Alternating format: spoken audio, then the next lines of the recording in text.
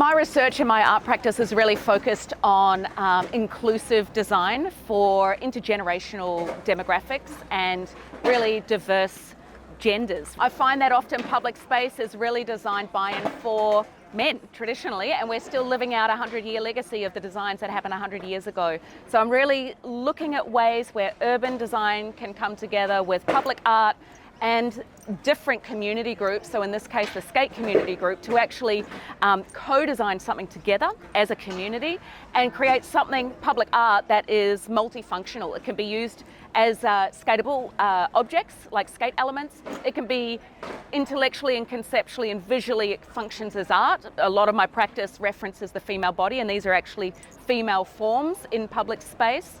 And I think it's really important in that sense that the works operate on these different levels. In terms of my own sculpture, it's typically a critique of modernist representations of women in public space, which were always, I'm thinking Henry Moore, Pablo Picasso, etc. Massive bronze sculptures of nude women made in public space to be looked at by men. And I'm inverting that by doing abstractions of female figures that are part of the public realm. A lot of that comes from my existence, of course, as a female artist, but also as a mother, where my body is not something inert and to be looked at, but it's part of, like with a child, you've always got, your body is fully functional and it's completely engaged with the living. You know, with your body is always working for somebody else. It's in service, and I want my sculptures to be in service to the world. The co-design process that Indigo Willing and I did together, Indigo, the sociologist and skate scholar, and myself as a public artist, we came together to do this pretty elaborate co-design process over 7 different sessions, consultations with community, each of them focusing on a different part of design, some of them being what does the skate community actually want rather than what do I think looks great in public space.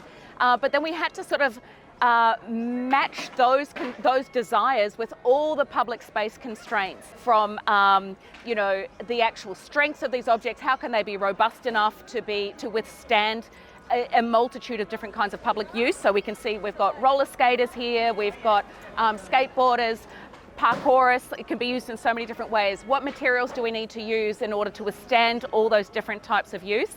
But then also because this is a pilot project that we're hoping to be able to upscale to a much larger scale, but because it's pilot, we only had $10,000 to deliver it. So how do we do this with the resources we've got, the time we've got, the needs, the actual community skate needs that we need? How can it still speak to the art discourse that I'm part of? How can it still be safe? Like, we actually had a safety audit done so that it meets certain safety requirements. It has to be under a certain height, for example.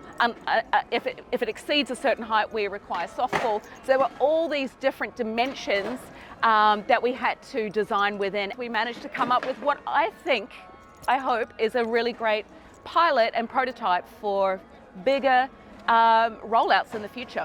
The project that Dr. Sanné Mestrom with Art, Play, Risk and my project with the Skate, Create, Educate and Regenerate are doing has really brought together a whole bunch of the creme de la creme of skateboarding. We have Olympian Poppy Star, we have academics, we have skate park builders of award-winning projects, and really people just wanting to talk to the University of Sydney and have a real say in how this future of cities are built. An event like this is actually one of the world first, and it's one of the first to be led by women artists, public artists and women sociologists. So really our outputs for this and the outcomes that we want are that people feel safer, more included and have fun, because skate sculptures are something that can make a place like this be fun for everyone. Bringing people into a public space for urban play and any forms of play also creates social connections that we don't normally have in ordinary life. As adults, when we play together, we have fun, we make new friends, and even professionally, we meet people that can really join us in a conversation around academic interests, and I guess with the University of Sydney, lead research conversations around public art, skateboarding, and making the cities inclusive.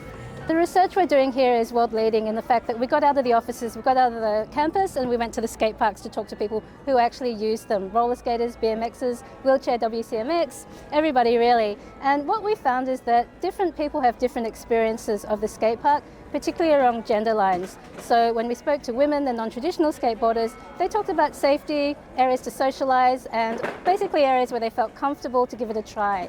When we talked to the men, they talked about similar things, but mostly about tricks. So it's really important for us to have these gender-sensitive conversations, and for skateboarders to work with people like Dr. Sanné Mestrom, whose whole work is really about gender inclusion.